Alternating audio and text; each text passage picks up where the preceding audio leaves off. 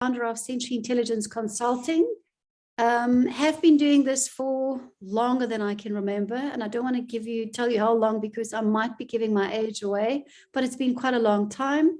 I'm an occupational therapist. I've done my PhD in the call center space and have also written a book and various scholarly journals, also writing a research article at the moment. So we do a lot of great work, but we also are very interested in science-based data and also looking at research methodology. That is very important in the work that we do. And then Marieta du Toit is also an occupational therapist. She's an integral part of our business. Have also worked in this field for many, many years, not as long as I do, but nearly as long. And an absolute trusted and really well appreciated member of our team. And then we also have Alison Hornwood. Alison is not an OT, thank heavens. Someone has to keep the balance on the other side. Alison joined us. We're very happy that COVID happened because we actually got Alison as a result from COVID. She was in the hospitality industry, and she's really keeping a lot of the ops and the admin and the support stuff online for us and in place. And she's really our voice of reason for a lot of time. We do these free events often.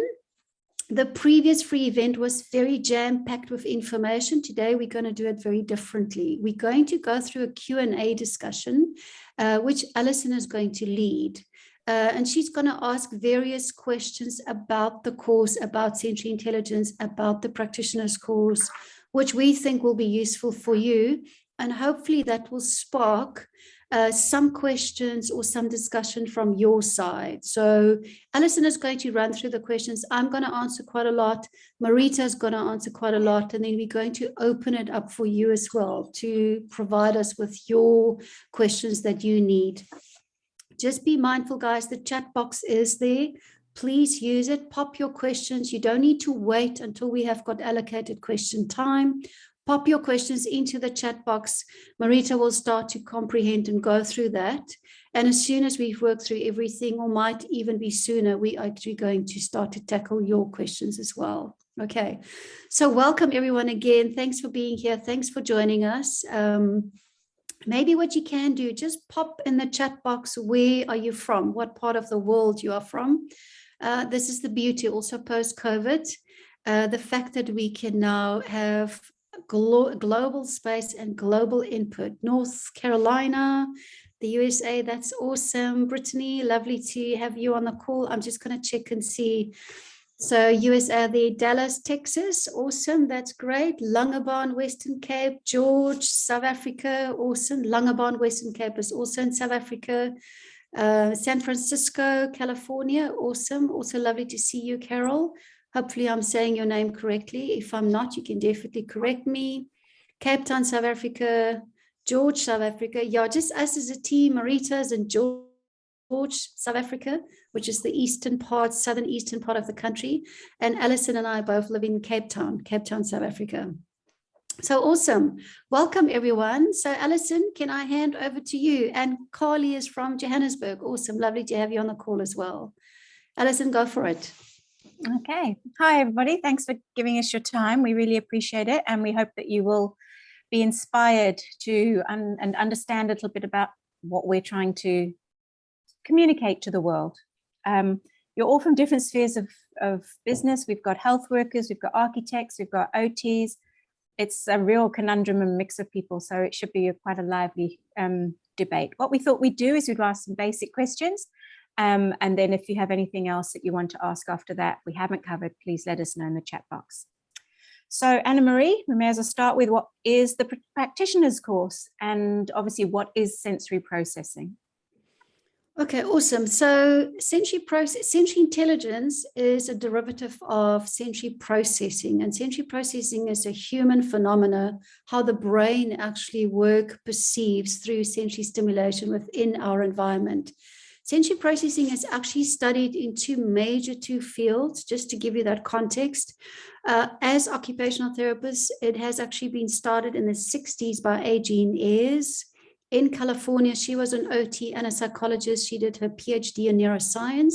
and she studied sensory integration with child development. That's how it was started in our part of the world, or our part of industry.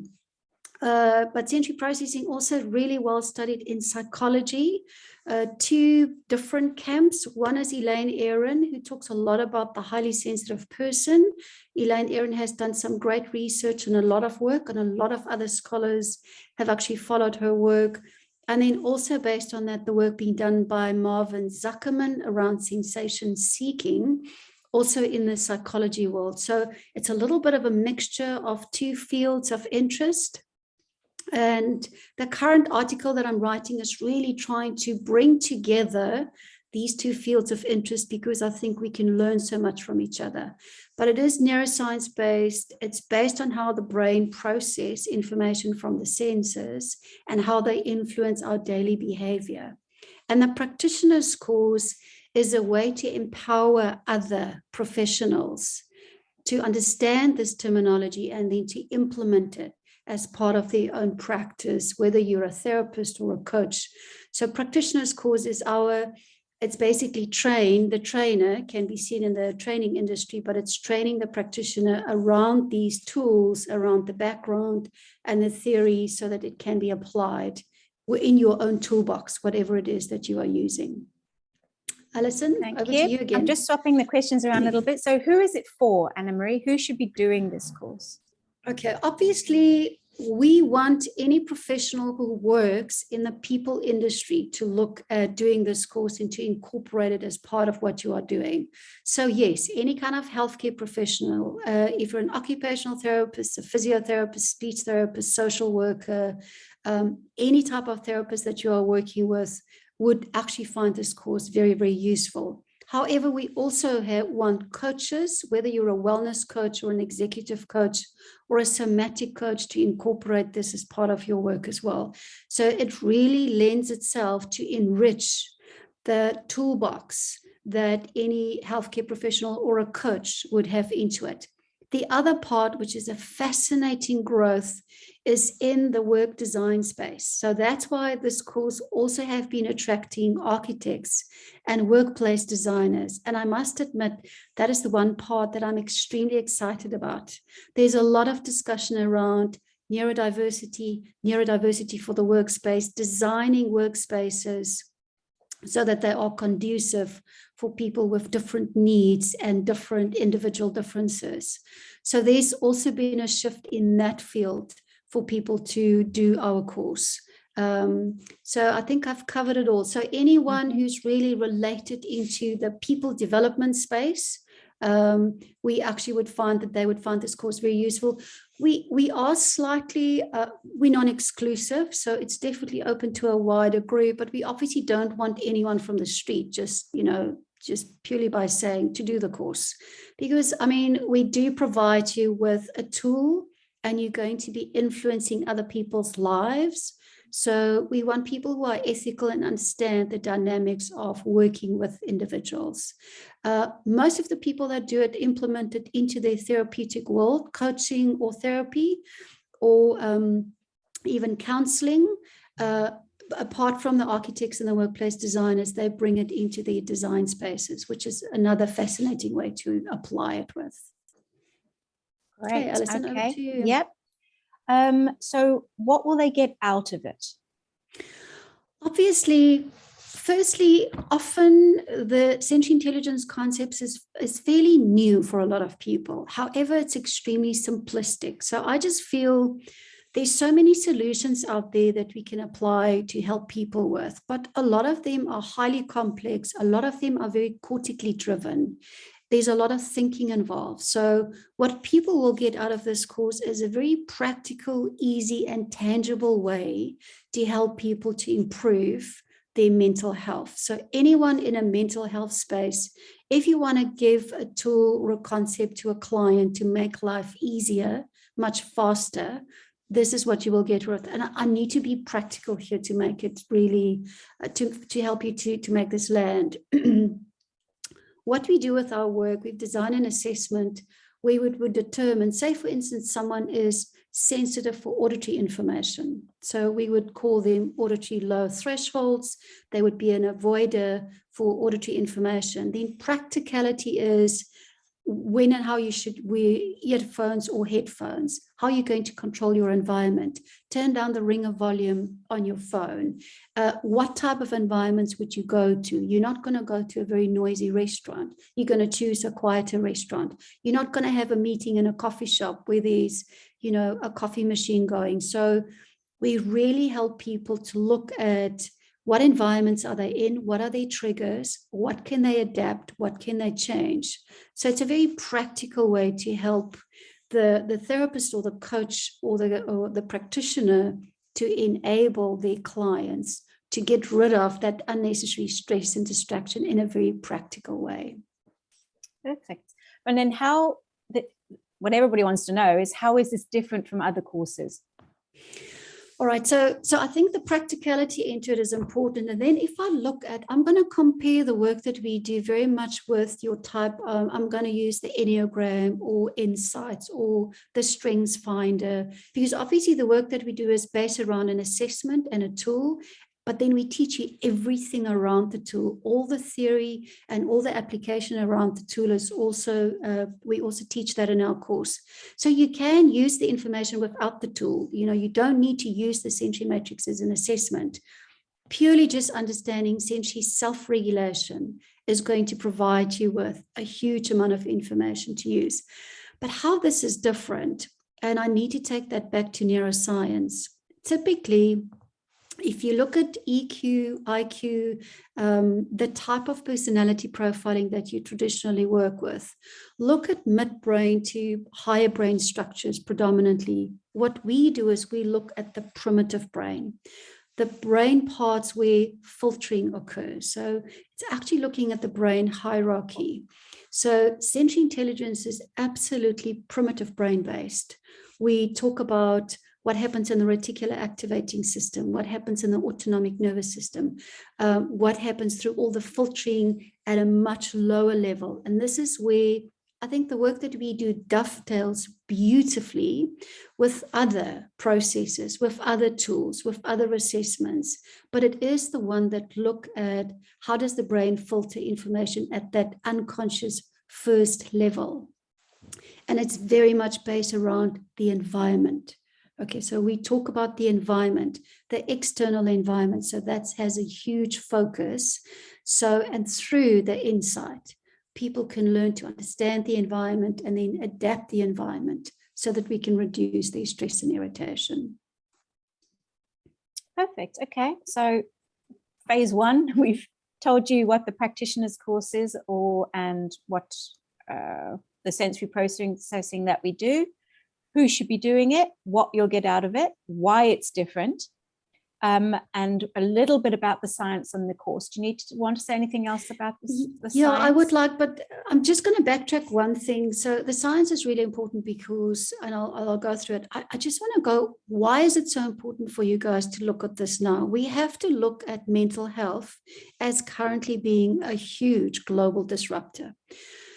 If we look at it, the World Health Organization has actually given stats to say that there's a 25% increase globally in anxiety and depression. We know that. Okay, we know that. We know that the whole hybrid working model and post-COVID have literally turned the world upside down. We know there's economic and political disruption globally. That is affecting people. I think mental health has always been important, and this is, I guess, where we need to be grateful for the after effects of COVID, is I think never before have mental health have become such a big focus than before. And I'm glad about that, because I think now suddenly mental health deserves the time and attention and hopefully the budget that it really, really needs. So I think we've got a role to play, and I'm assuming that everyone on this course has got a healthcare and a mental health type of an approach. We've got a huge role to play to help our clients to make life easier. And our approach is easy, it's fast, and it's not a long, extended part of the process. And we want to work preventative. If someone has already been diagnosed, then yes, our work also play a role. But I think we can make the biggest difference in a preventative space before people actually start to develop a diagnosis. So I just wanted to make that clear. I think it's the mental health focus that we have now, why this is so important. And then obviously the neuroscience, it is critical. And in our course as well, we do a whole module on neuroscience. We do a whole module on the research because it is fully embedded in neuroscience. How does the brain work? We know where are the receptors of the 7 senses that we are working with. Where does the receptor lie? How does the receptor perceive information from the environment? Where does it go to in the periphery?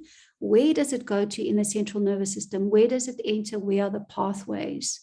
And because we understand that pathway distribution, the anatomy and the physiology of all of these sensory pathways, it provides us with the fundamental knowledge of using this to help people.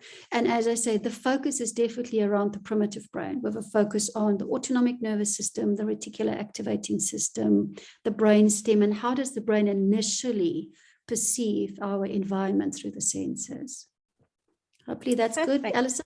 Yeah, that's a nice start. Thank you very much. Marieta, should we move on to you, get some more nitty gritty?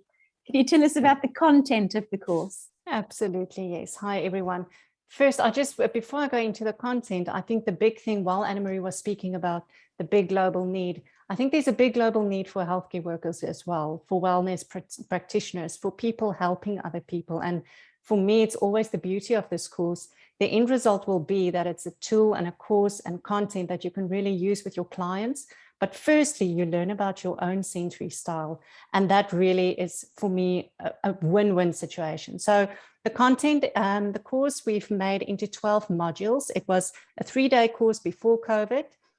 One of the good things of COVID is that it's now moved online. So like a lot of you is not only in South Africa, we can now share it with everybody. So the content, the 12 models, module number 1 is just an introduction to sensory intelligence so that you get the real background about what it's all about and what we mean with sensory intelligence.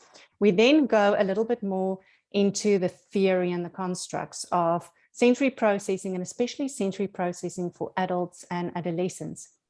I know as OTs, we learn a lot about sensory processing for children, but it goes right through life. So it's important to have that theory and background.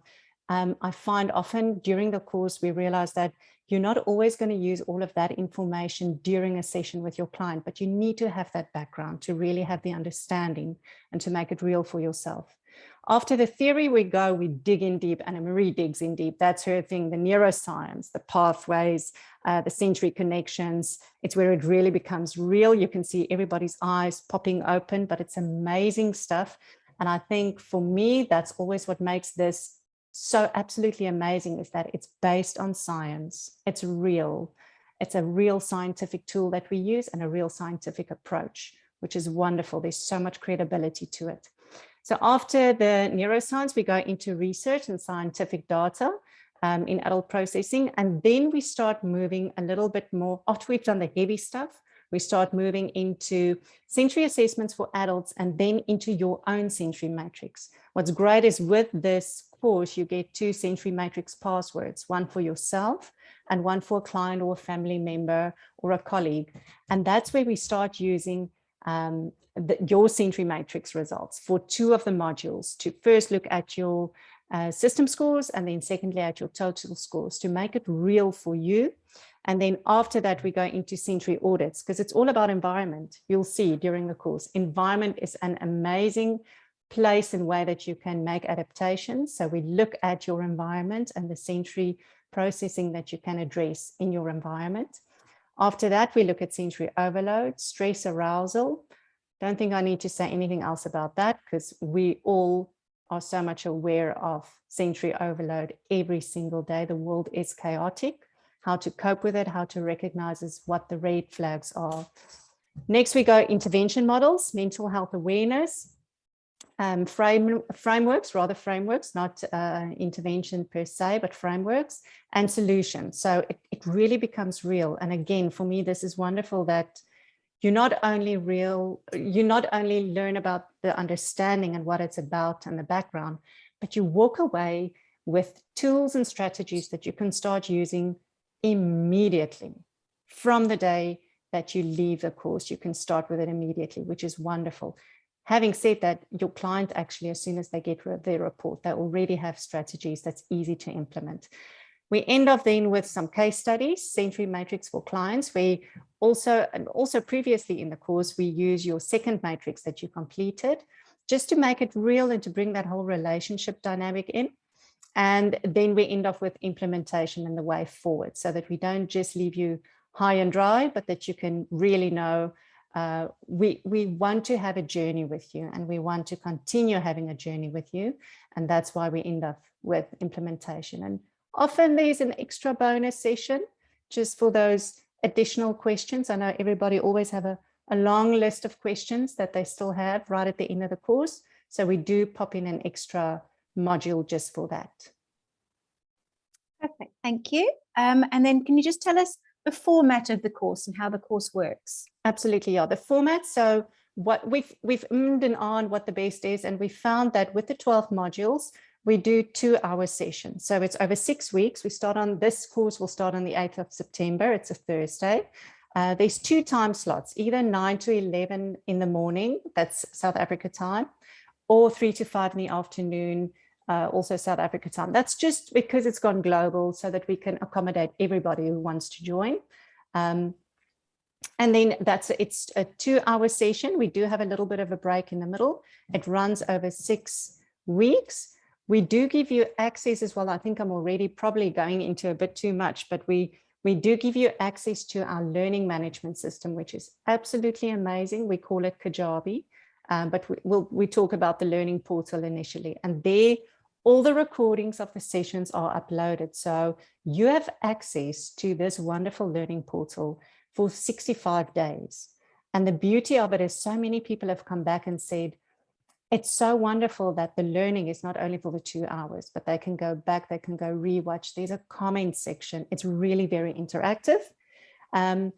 We try and we stick to the 2 hours. We're very strict about that. We start on the dot and we do our very best to end exactly after 2 hours. Just with the 2 hours, with the 2 time slots, I know people often ask, on this day, it's difficult for me. Can I swap to another day? Because we do a lot of group work from, I would say, the middle of the course right to the end.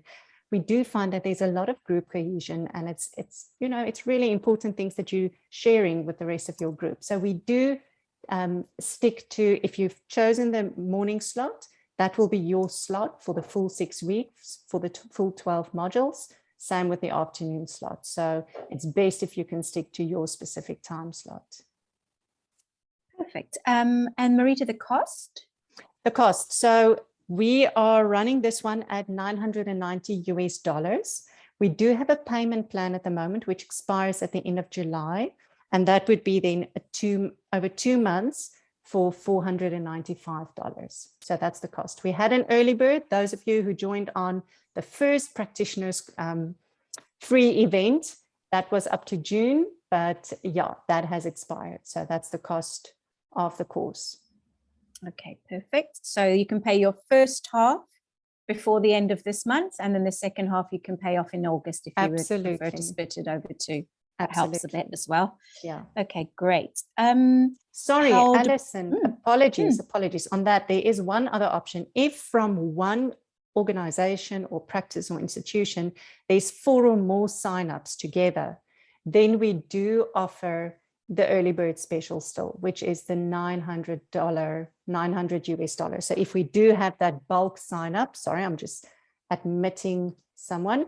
If we do have that bulk sign up of 4 or more people, then we will ask $900 per person. Okay, perfect. And the sign up process, how do people sign up? Okay, the sign up process, I'm going to share in the chat box as soon as I finish talking, because I can't multitask. I'm not good at that at all. We have, I'll share the link where you can sign up. It's real easy. You just follow the prompts. We work through PayPal because we do find that is the most secure payment platform.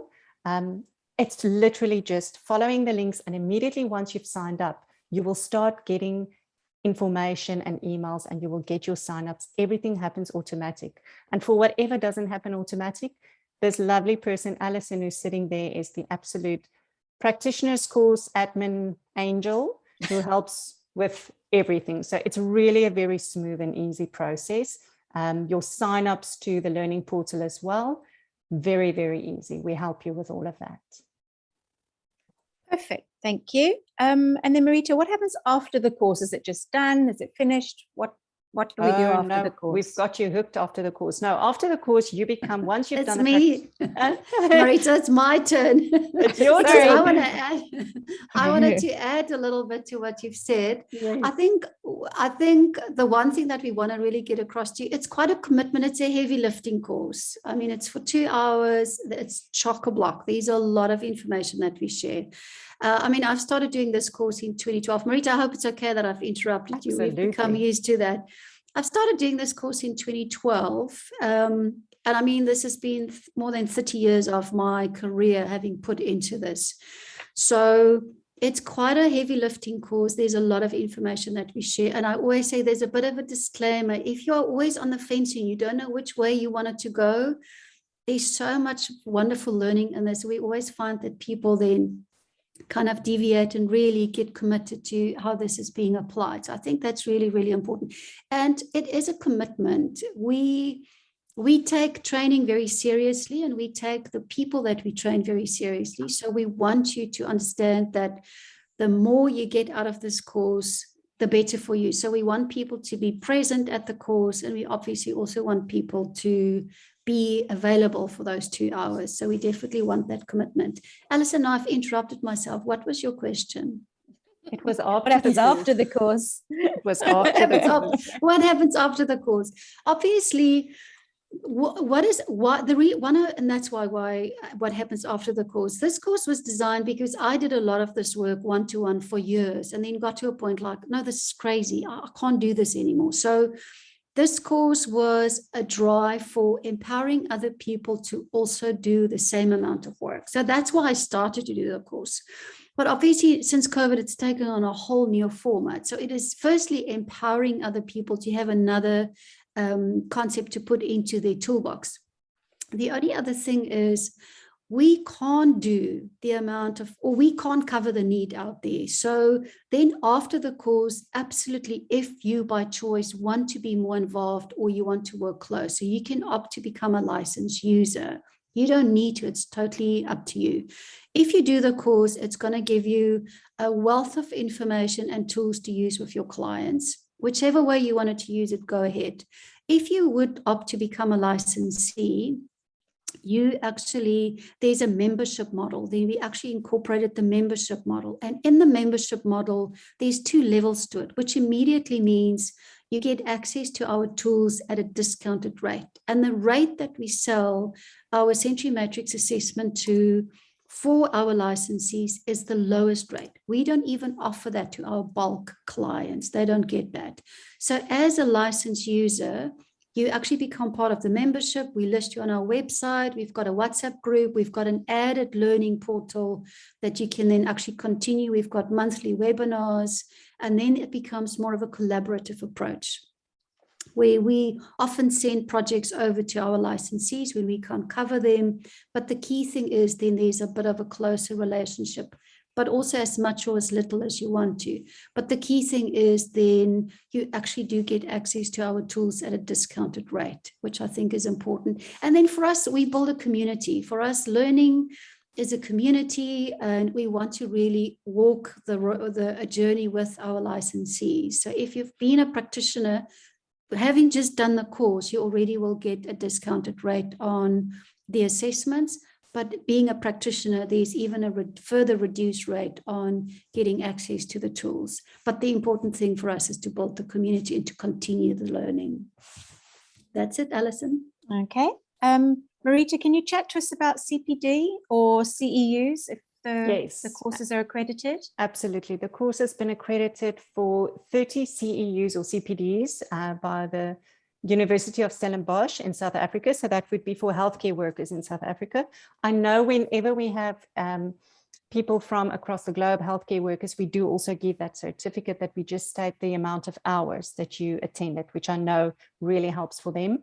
And then we're very, very happy to say that we've also got accreditation from the ICF, the International Coaching Federation.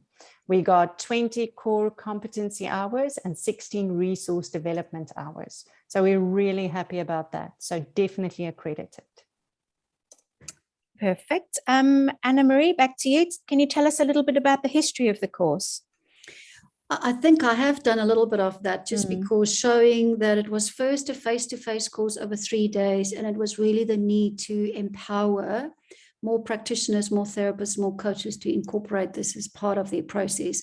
The one thing that I want to share with you, and a little bit tongue-in-cheek, I was always poo-pooing online training years ago before COVID. I said, oh, we're never going to do online training. This is not going to happen. It doesn't fit into our brand. We talk about the senses and the body. How can you do that online? Well, and then COVID came, and then we had no choice. So we were pushed to put this course into an online format. And I must admit, it has really exceeded my wildest expectations. I never thought that it would work so well. So we've had people who's done the face-to-face 3-day course and then do a refresher course for online and said they find the online course easier to comprehend and easier to condense. So I think because it's such a full course and there's so much rich information, doing it through 12 modules over 6 weeks just make the format easier. It's more digestible chunks, and people can go back to it. They can re-listen to the recording. We've got downloadable, for instance, in the research section. And sorry, guys, there I go a little bit crazy because I've just been so involved with it. Lots of downloads that people, research articles that people can download. So there's often downloadables, which people then can download. So I think while it started as 3 days in 2012 already, it's now a fully online course that we run twice a year. And as I said, it is about building and expanding our community and enabling more people to do it.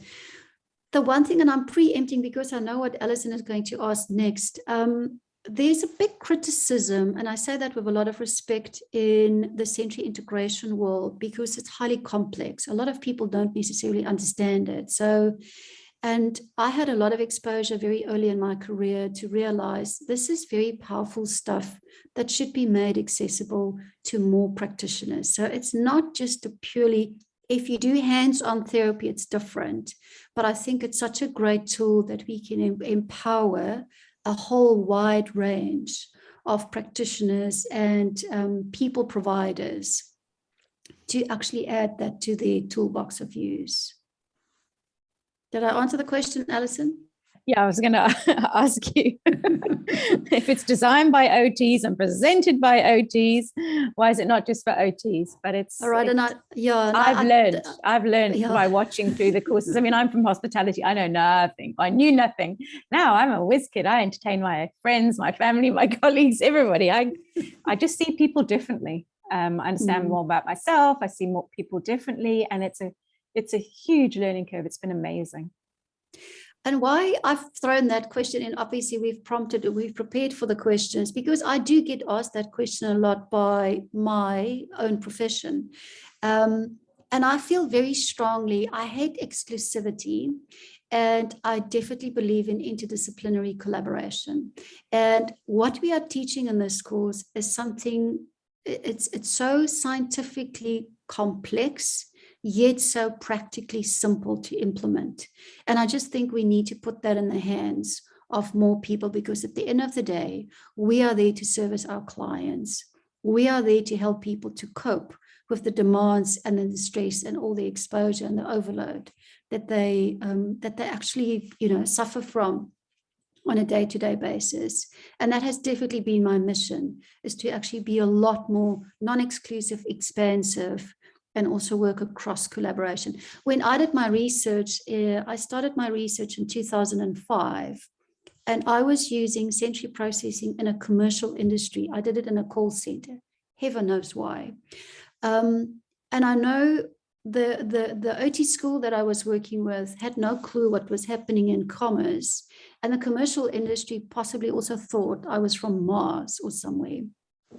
So because I had to marry these two very opposing, weird worlds with one another, I had no choice but to weave through what is happening in other industries. What are other people saying? What are other research being done?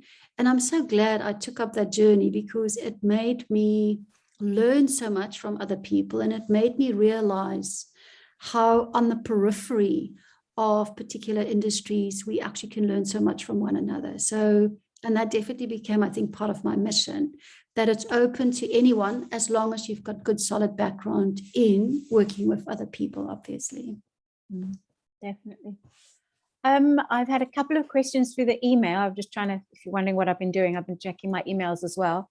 There were a couple of questions about payment. It probably relates to a lot of us, but if you can let me know that you want me to keep a place for you and you can only pay at the end of the month, we are open to that. I will, at least if you can let me know, then I can keep a place for you, because it is filling up quite quickly. And as they said earlier, we don't have a massive intake of people because we like to keep it so that we can all have time to discuss, and then we all can relate to each other on the course. So let me know, even if you can't pay right now, and you want to make a payment plan, we can sort that out. But other than that, we're just going to open it up to the floor in case anybody has any questions. And I know I do apologize. A couple of people had trouble with the link in their calendars, so they've only joined late. So there could be some questions that they would just like to ask. Cool. Annamarie, was there anything in the chat box? Or please, guys, unmute and go for it. We would love to hear your voices. Yeah, they weren't specific. I just invited everybody to ask, or for those you'll find out, you'll probably be the roots like me who rather want to put it in the chat box. Just a reminder of the start date. The start date is the 8th of September. So that's the first module. That's when it starts, Jane. And you will gain access to the learning portal. I think it's on the 29th of August already. So you do have access to that, which gives you a bit of introduction before the time, and then also after the course. So that's the full 65 days, but it starts the 8th of September. Yeah, and maybe something that we need to mention, I mean, it's solidly for 6 weeks, Marieta and I can't do anything else in this course, because believe it or not, through the comment section, because we do a double up, we do a morning slot and an afternoon slot, and then we do the bonus session. So literally for 6 weeks, we can't do absolutely anything else. There's a lot of comments. There's continued learning that happens even after the live sessions through the comment section. So we only run this course twice a year. We can't do it more than that, because then we won't get to all of our other development research and project-based work as well. So this course, it's usually either March or September. It's March, am I correct, Marieta? I think so. Yes. Yeah. So the March course is done. So the September course starts now, September and October. And then the one will only then be in 2023, will start March again.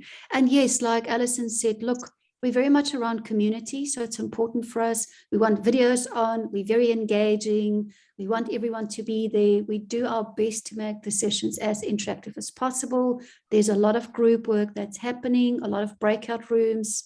So we try to keep the course delegates to a particular size. We don't want it to be too big. It's not a huge size. We work with around about 25, maybe 30 at a max. With the previous course, we had to go to 30 because we had a huge group from the UK that actually entered, but it's not going to be more than 30 at a group max, okay?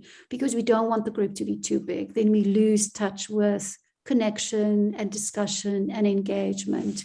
And we only run it twice a year. I just wanted to say something else as well about the fact that we are now online, so we are global.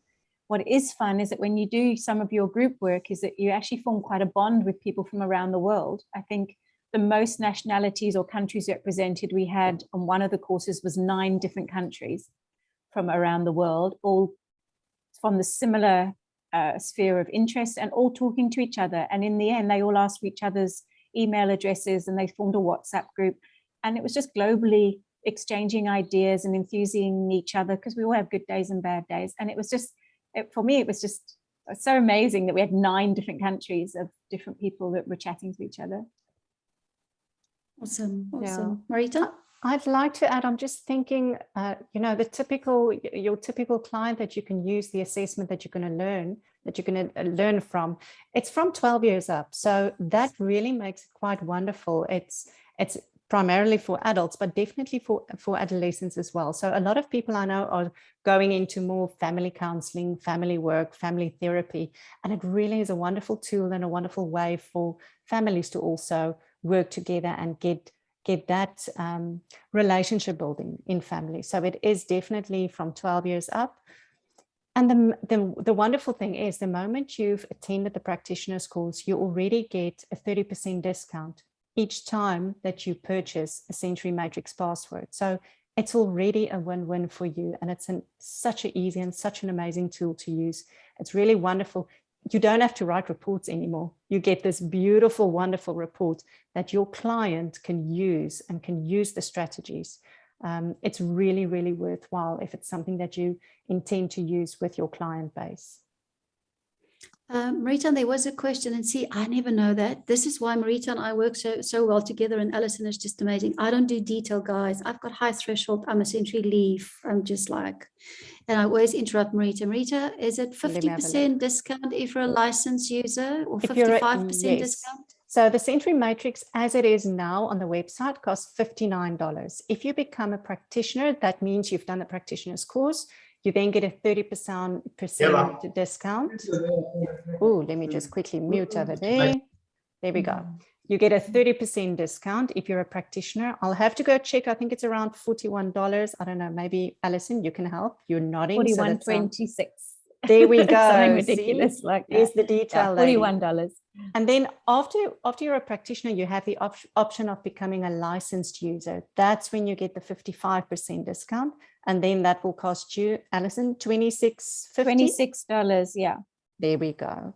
So that's the amount. For the course, you get those 2 Sensory Matrix passwords to use for the course.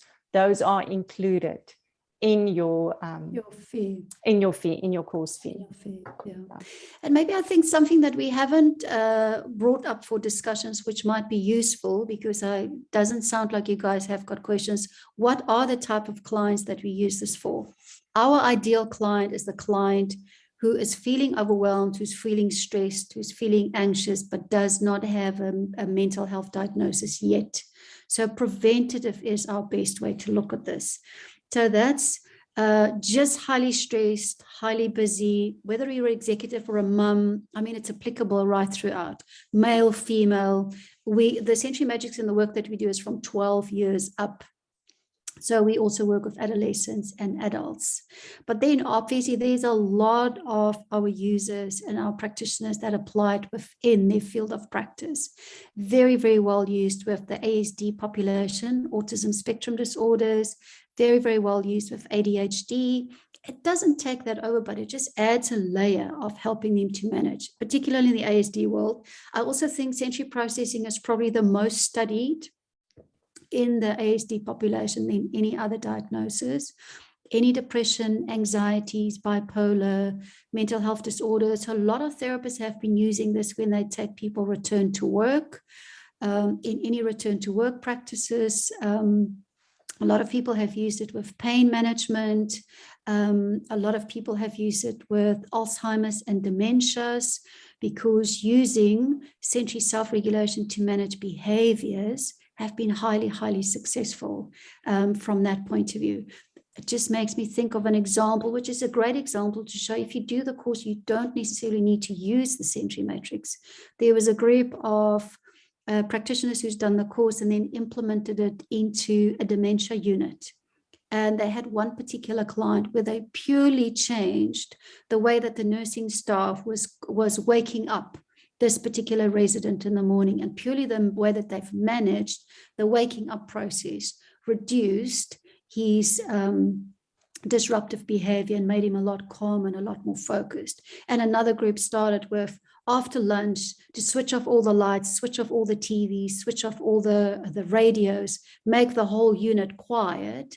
And then what happened towards the end of the day, these residents in that unit was much, much easier, much less disruptive behaviors, much less use of restraints, which I think is just phenomenal. So it talks a lot about sensory modulation and how do we help people to understand the triggers, the irritation. Ideally, we want our clients to self-regulate independently, but sometimes with a compromised client who's got a significant diagnosis, which really interfere with their day-to-day functioning. As a therapist or a coach or a counselor, you might then actually help that client to co-regulate. But that's really what it's all about. So it's quite fascinating. Marieta, I know there are lots more diagnoses that I haven't touched on. What are the others that I'm missing? Oh, there's so many. Sorry, I was going through the chat box now. So as you know me, I can't do two things at once. The other thing, there's a lot of people who also use it. Look, traditionally, I started Sensory Intelligence years ago doing parenting workshop, believe it or not, because I used to work with children. Marieta also used to work with children. That was our previous lives. So that's the work that we do with families and helping a unit of a family to understand the sensory dynamics, the sensory irritations, parenting styles, different sensory needs is also quite fascinating. So it can be used like that as well. Brittany, you've got a question. Awesome. Your hand is up. Go for it. We're tired of talking. It's actually not a question, it's just a comment. I work in a residential mental health center for adults, and I just wanted to comment that I'm really excited about this course because I worked with kids previously, and I just feel like there's no carryover to working with adults. And I feel like you guys are really bridging that gap and that cliff that we fall off after services are done in schools with children. And so I'm also helping my organization become more neurodiversity friendly. And so that's another reason why I'm attracted to this course. I wish it could start sooner. Awesome. That's so great to hear that. Yeah, I'm really happy to hear. And that's exactly as you were saying. I mean, I used to work, Marieta and I both used to work with children in clinical practice. And then, yes, as soon as a child gets 12, 13 and 14, well, no, you can't service them anymore. Well, that's nonsense. So I had the privilege of working in a sensory integration clinic in Los Angeles for a year with all the high level people where all the research happened. And then I came back to South Africa and I just had itchy feet. And then I was just so interested, and I realized I'm a much better trainer than a therapist. Oh, this is recorded. I shouldn't have said that, but anyway. So my passion is just in training, and then just going into the adult world was just so fascinating. And I must admit, my life changed when I moved from children into adults. Suddenly, there were so many things that made sense for me. There were so many things that I could identify with.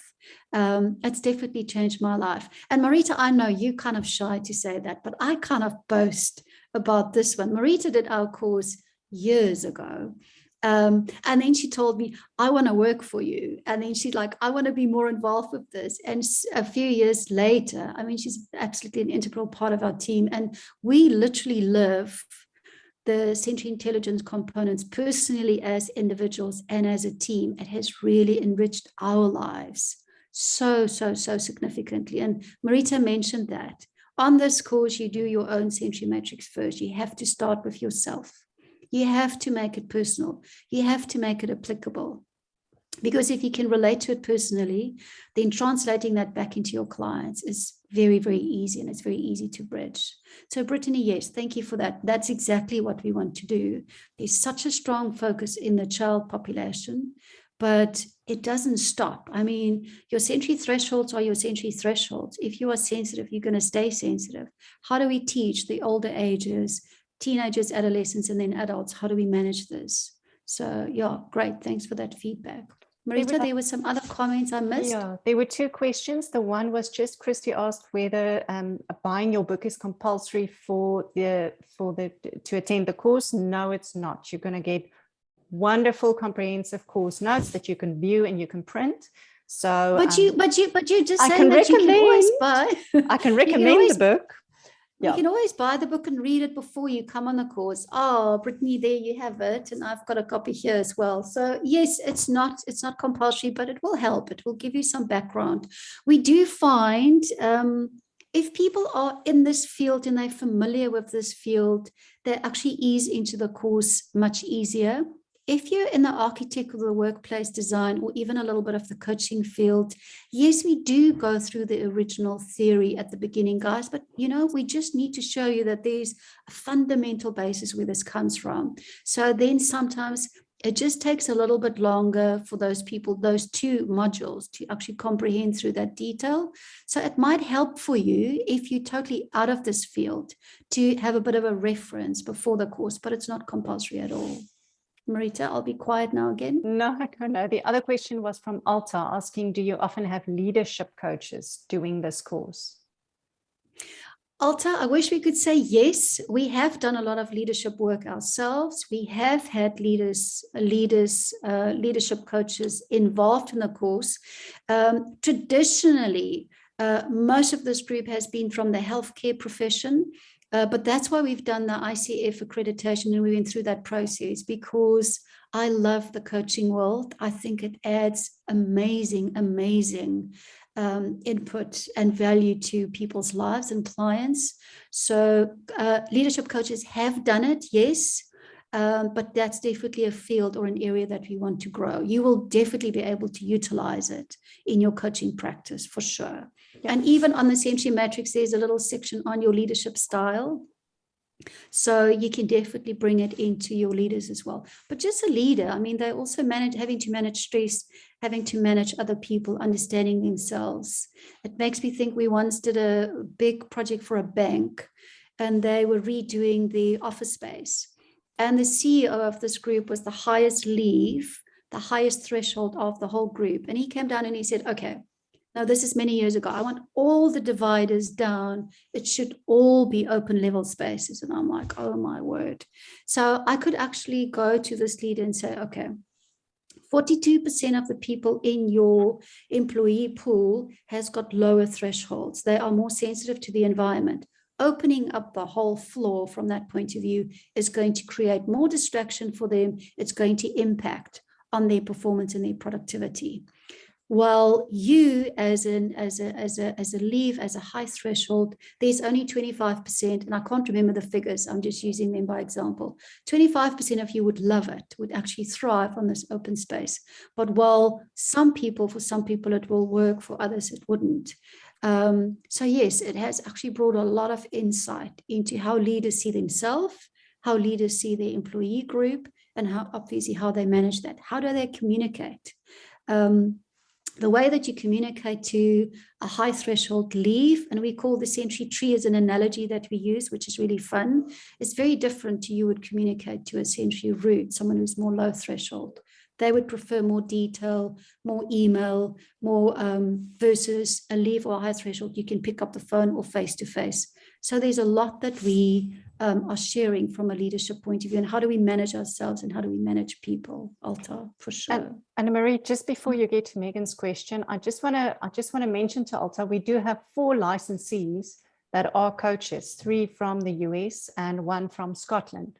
So it's definitely growing in the coaching world, without a doubt. So, and then, sorry, can I just comment on what Annamarie said? Thank you for that information, Annamarie. So I do a lot of coaching. I've got a master's in leadership coaching. But I also do a lot of labor disputes and poor performance issues in companies. And the more, my daughter's an OT, so she has got me involved in thinking about this whole sensory thing. And I often look at some of these people, and they just don't cope in the work environment, and we can't pinpoint why. Okay. And immediately I see this opportunity, if one could add as part of the assessment before you make a decision to dismiss. Exactly. To go through the whole sensory thing. Exactly. I think we might be very surprised. Yeah, I agree. So, yeah.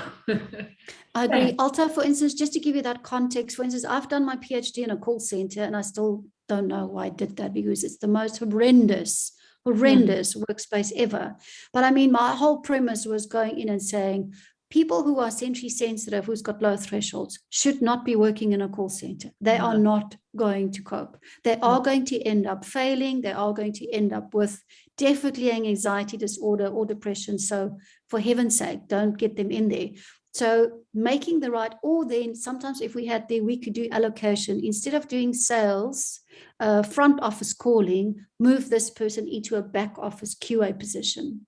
Yeah. So that was a lot of my research was done around, firstly, should that person be in that job? And secondly, how can we do optimization or job accommodation or job type accommodation? And we've done fascinating work in the call center industry exactly around that.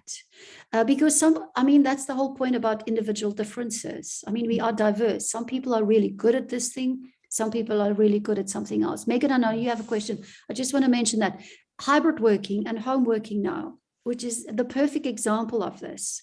Leave sensory seekers should go back to the office as much as they can. Rude sensory avoiders should stay at home. They work better at home. They love their home environment. It's calm, it's contained, it's controlled. And we are actually busy putting something together as a tool where we can help the hybrid model or hybrid workers to see who should go predominantly back to the office and who should predominantly stay at home. So there's a lot that we can do. It's about goodness of fit and matching people with the job type and sometimes even the job environment. Okay, so there's two different parts to it.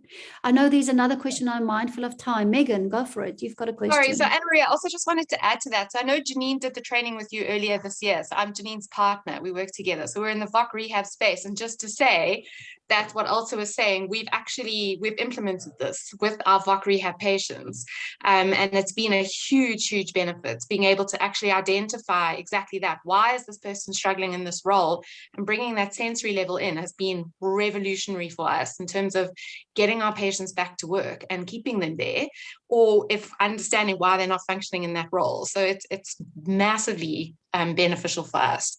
I just want to know, how do I get the rest of the organization to buy in? Because doing one little person is wonderful, but ideally we want to do the whole bang shoot, right? Because so how easy is it to sell it to a corporate? Megan, that's very easy. That's very easy. Case studies, case studies, case studies, case studies. I feel like that's the one thing that I keep on saying.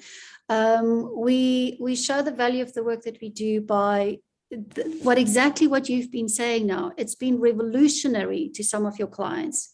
But saying this in this platform really helps, and thank you for saying that, because this is the feedback that we've been getting over the years. But you need to document that, and then you need to take that to the powers that be and the stakeholders and say, okay, if we can use that to get this person back to work, what is the saving? What saving have you done for this organization? Look, because everyone says mental health and it's intangible, and we can document. It's certainly something that we can put figures and value behind that. What is the cost of mental health? You know that mental health is going to cost the world economy $6 trillion by 2030. That's the prediction. I mean, that's a hell of a lot of money. And as soon as people can't work, or there's absenteeism, or they need to go into a disability route, and I don't always know all the terminology, I might not be using it correctly, that's highly, highly costly for an organization. So just talk cost. It's easy. Do a case study and talk cost. And it does help if you've got a context which is supportive. So I talk about supportive context a lot in the course in one particular section. And that was part of my frustration in the call center industry. It's so needed for that industry, but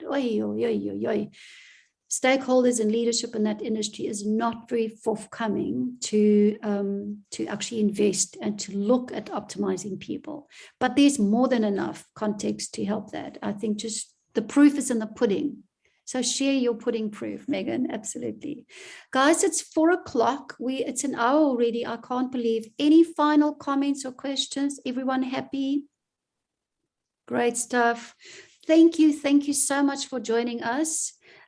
We really are absolutely passionate about what we do. It was an absolute pleasure to share this with you. We hope to see you on the course. We love building and expanding our community. It is really a course that is revolutionary. Megan, thank you for saying that, not just for you personally, but in the application for your clients. So we're wishing you well. Take care of yourself. And please, if there's anything that you still want to know that you feel we haven't answered any questions, pop us an email. Alison is your first board of entry. She's always behind a computer, and whatever we can do to share more or to provide more information, very happy to do so. Marieta will also, this session will be posted. We'll send the link to you. So if you wanted to revise that and go through it again, you're really welcome to do that. Anything else that I've missed, Marieta or Alison? No, I think you've covered it all. Great. So on that point, guys, take care and be good and stay safe. Cheers. Bye-bye. Bye.